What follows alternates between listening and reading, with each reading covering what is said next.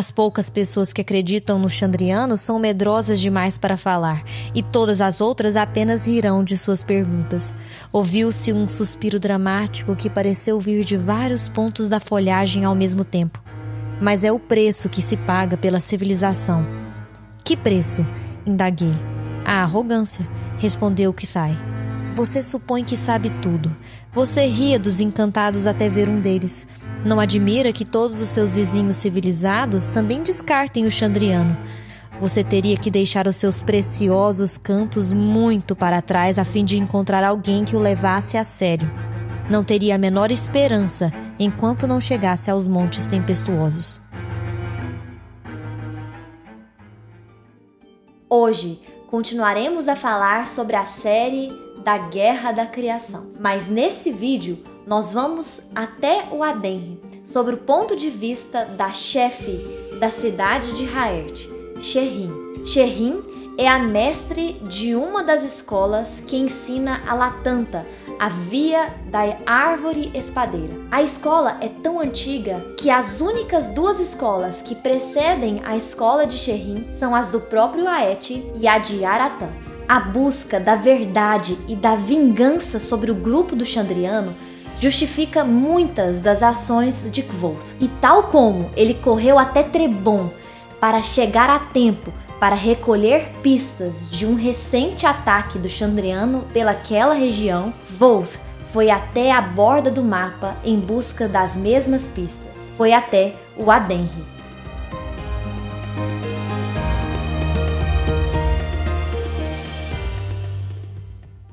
Imagino que isso baste por hora, disse Kvothe, gesticulando para que o cronista depusesse a pena. Já temos toda a fundação, os alicerces sobre os quais construir uma história. Kvothe pôs-se de pé e girou os ombros, esticando as costas. Amanhã teremos algumas das minhas histórias favoritas.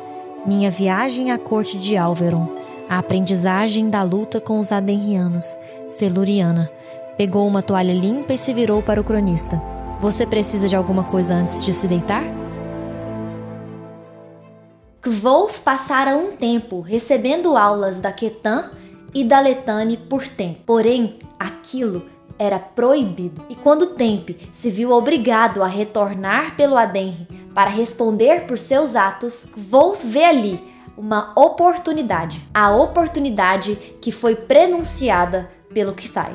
Kvothe fora testado diversas vezes enquanto estivera em Haert. Lá, ele aprendeu sobre a Ketã, a Letane, o Adêmico e alguns costumes adenrianos com sua professora Vasheth, o martelo.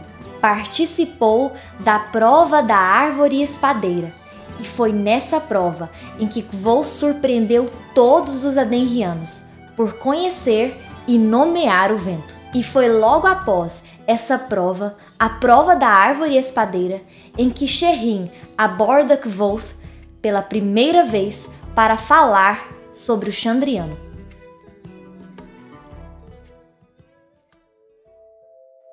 Tempe me disse que havia um Rinta entre os bandidos, como chefe deles. Rinta? Repeti em tom respeitoso. Uma coisa maléfica. Um homem que é mais que um homem, porém menos que um homem. Coisas antigas, sob a forma de homens. E há um punhado que é pior que os demais. Eles andam livres pelo mundo e fazem coisas terríveis. Kvothe continuou seus estudos na escola e passou por uma nova prova. Primeiro, recitaria a aitas de sua espada Saiser Cesura e depois enfrentaria outros mercenários adenrianos na prova das pedras.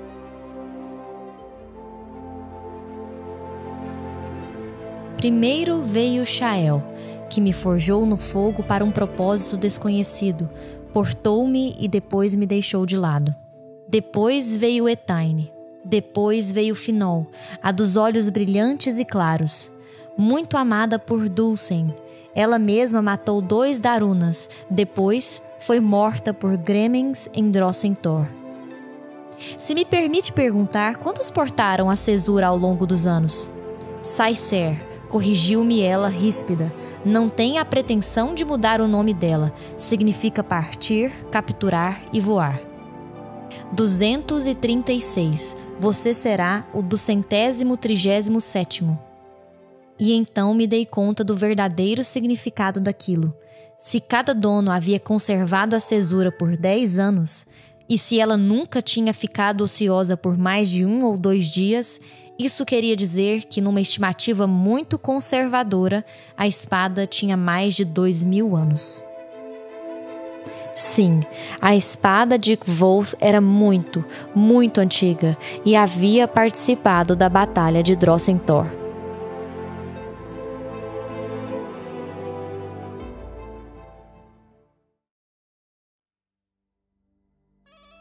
Kvoth passa pela prova das pedras, onde é vencido propositalmente por Carcerit. Assim, ele é convidado por Shirrin para continuar oficialmente seus estudos na escola. Porém, ele respeitosamente recusa. E ali, Shirrin decide lhe contar a história que sabia sobre os Rintas.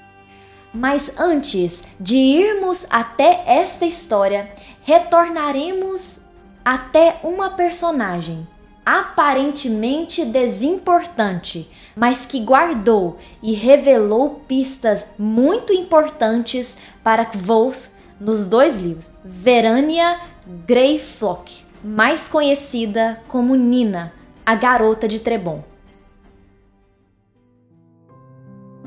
Foi o Jimmy que me mostrou o filho caçula do Malten.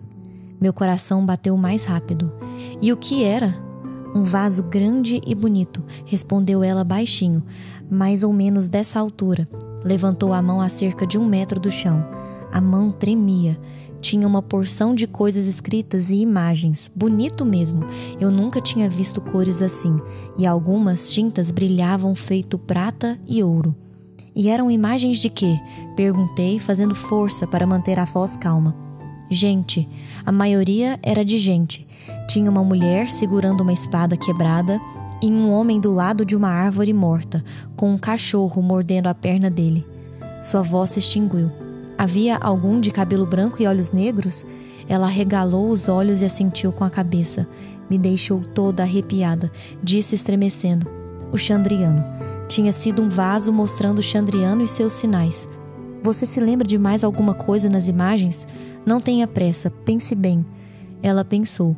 Havia um que não tinha rosto, só um capuz sem nada dentro. Aos pés dele ficava um espelho e uma porção de luas em cima. Sabe, lua cheia, meia lua, tirinha de lua. Baixou de novo os olhos, refletindo. E tinha uma mulher. Ruborizou-se, que não usava um pedaço de roupa. Lembra-se de mais alguma coisa? Perguntei. Ela abanou a cabeça. E quanto ao que estava escrito? Nina tornou a fazer que não. Era tudo escrita estrangeira, não dizia nada. Só que Kvoth é encontrado mais uma vez algum tempo depois por Nina. E com ela veio um presente inesperado. A lembrança de uma parte daquele vaso que ela tinha visto na fazenda do Malten. Sonhei com o vaso grande que o Jimmy me mostrou, antes de matarem aquela gente lá na fazenda do Malten. Você se lembrou de alguma coisa sobre o vaso com as 7 pessoas pintadas? Perguntei animado. Ela hesitou por um momento, franzindo o senho. Eram 8, não 7, disse. 8? Repeti. Tem certeza? Ela balançou a cabeça compenetrada. Pensei que eu tinha lhe dito isso antes. A esperança que crescia no meu peito de repente afundou na boca do estômago, onde deixou uma sensação de peso e azedume. Havia 7 membros no Chandriano. Essa era uma das poucas coisas que eu sabia com certeza sobre eles.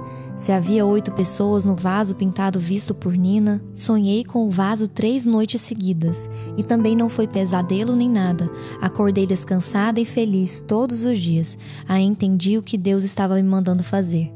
Começou a vasculhar os bolsos e tirou um pedaço de chifre polido, com mais de 1 palmo de comprimento e da espessura do meu polegar. Então você sonhou com um ângulo diferente em cada noite? Só esse ângulo, 3 noites seguidas. Desenrolei devagar o pedaço de papel e no mesmo instante reconheci o homem que ela havia pintado. Seus olhos eram puro negrume. Ao fundo havia uma árvore desfolhada e ele estava em pé, num círculo azul com linhas onduladas. Isso devia ser água, disse Nina apontando, mas pintar água é difícil e ele estava de pé em cima dela. Também havia montes de neve em volta dele e o cabelo era branco. Balancei a cabeça sem confiar que seria capaz de falar. Era Gris, aquele que havia assassinado meus pais. Eu via seu rosto mentalmente, sem sequer me esforçar, sem sequer fechar os olhos. Desenrolei mais o papel. Havia um segundo homem, ou melhor, a forma de um homem sob um amplo manto encapuzado. No interior do capuz não havia nada além de negrume. Acima de sua cabeça havia 3 luas, uma cheia, uma meia-lua e uma que era apenas uma crescente. A seu lado havia 2 velas. Uma era amarela, de chama laranja viva. A outra estava embaixo de sua mão estendida. Era cinzenta, com uma chama negra, e o espaço à sua volta era manchado e escurecido. Tornei a balançar a cabeça. Era Heliax, o líder do Chandriano. Quando eu o vira, ele estava cercado por uma sombra anormal. As fogueiras à sua volta tinham uma luz estranhamente atenuada, e o capuz do manto era negro como o fundo de um poço. Terminei de desenrolar o papel, revelando uma terceira figura, maior que as outras 2. Ela usava armadura e um elmo com a frente aberta. No peito havia uma insígnia brilhante, parecida com uma folha de outono, vermelha na parte externa, clareando para laranja perto do centro, com uma haste preta reta. A pele do rosto era morena, mas a mão que ela mantinha levantada era de um vermelho vivo. A outra mão estava escondida por um objeto redondo e grande, que de algum modo Nina conseguira colorir de um bronze metálico. Imaginei que fosse seu escudo. Ele é o pior, disse Nina num tom modesto. Então entendi. Não era uma folha em seu peito. Era uma torre envolta em chamas. Sua mão estendida e ensanguentada não estava mostrando nada. Fazia um gesto de reprovação para Heliax e os demais. Estava com a mão levantada para detê-los. Esse homem era um dos Amir, um dos Ciridas. Se esse é um dos ângulos, você se lembra do resto? Não muito. Eu me lembro que havia uma mulher sem roupa, uma espada quebrada e uma fogueira. Como eu lhe disse, só vi o vaso rapidinho, por 1 segundo, quando Jimmy mostrou para mim. Acho que um anjo me ajudou a lembrar desse pedaço num sonho, para que eu pudesse pintá-lo e trazer para você. Um vaso que continha sinais do Chandriano e mais, comprovava a existência dos Amir, que os Amir precediam a igreja. Um homem com um capuz de sombras, cercado por 2 velas e 3 luas. Gris, com seus olhos negros e o corpo todo pálido, cercado por água, e em suas costas uma árvore desfolhada e um Amir pavoroso. E de memória, Nina ainda se lembrava de uma mulher nua, uma mulher que portava uma espada quebrada e um homem que estava ao lado de uma árvore desfolhada, cuja perna estava sendo mordida por um cachorro. E agora, retornamos para o Adenri e para a história de Shirrin.